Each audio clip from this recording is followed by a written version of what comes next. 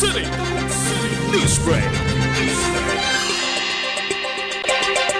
Hinikayat ni Undersecretary Attorney Fatima Lip Panuntongan ang mga namamahala sa St. William's Academy na ipatupad ng maigi ang learning sessions at mga mapipiling estudyante na sasailalim sa Program for International Student Assessment.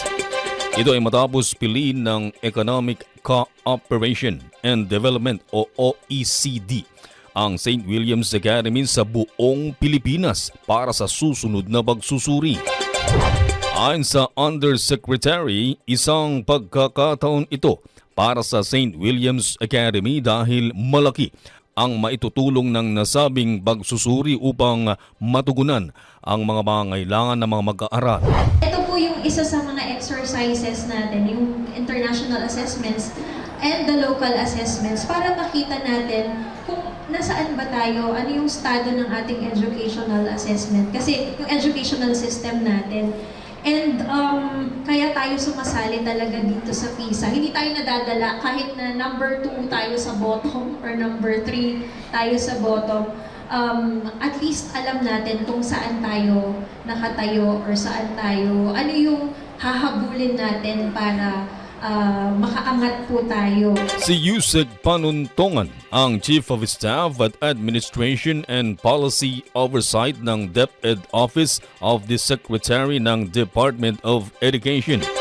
Sa kanyang pagkikipagpulong sa mga opisyales ng DepEd Tabuk Division Office, St. William's Academy at mga opisyales ng Tabuk City Local Government, isang karangalan anya ang mapasali sa nasabing international assessment.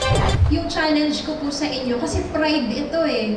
Yung pride ba na if you do well in the exam, yung ano pa naman po, yung CAR, very consistent siya sa lahat. Kahit sa local assessment, yung NAT natin and yung PISA, consistent ang CAR na nasa taas talaga siya. Grabe, kabalakpakan naman natin ang ating sarili.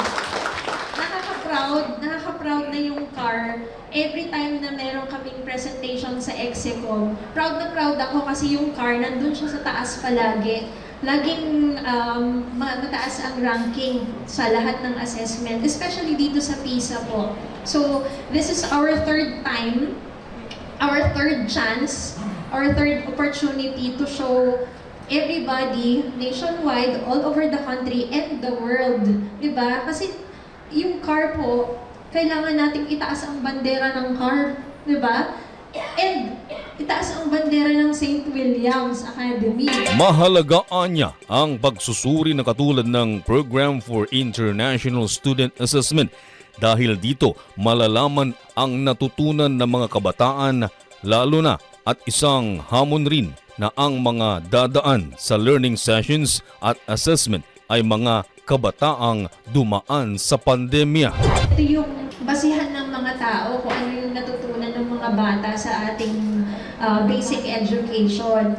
Kasi ang takers po natin ay 15 years old. Lahat ng 15 years old yung ating tinitest. So that's from grade 7 to 10.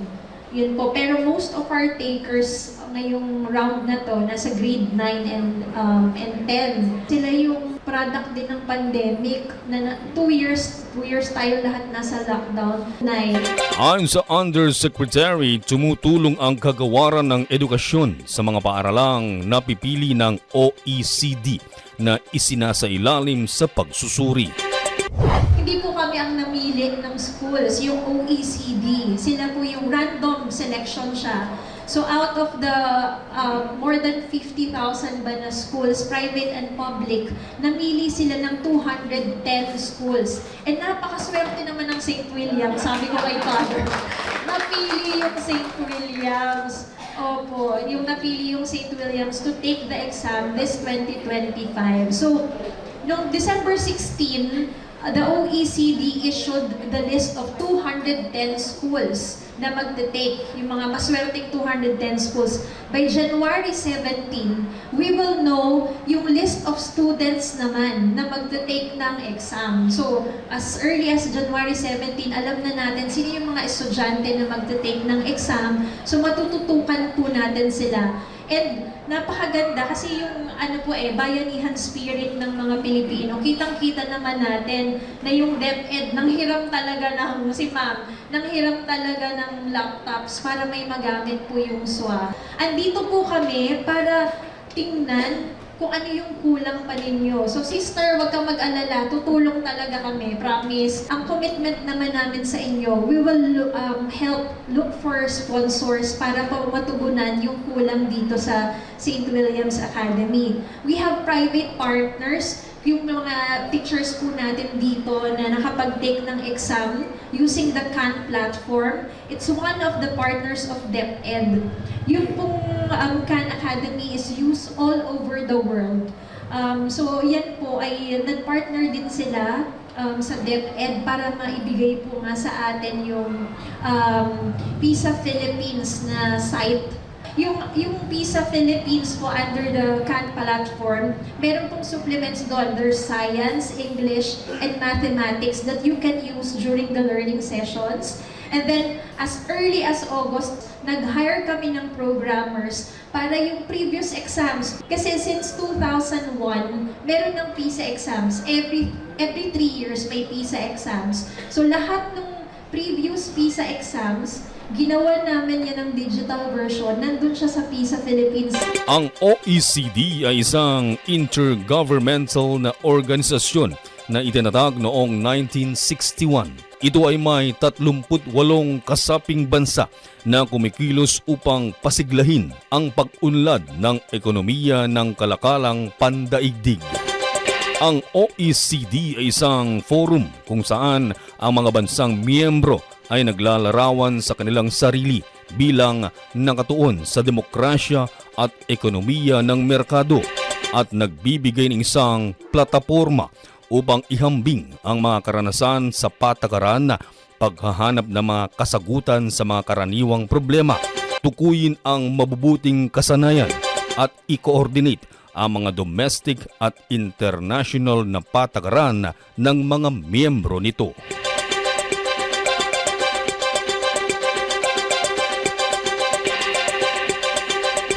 At yan ang balita para sa oras na ito.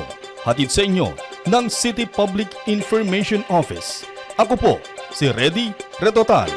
Tabuk City News Break.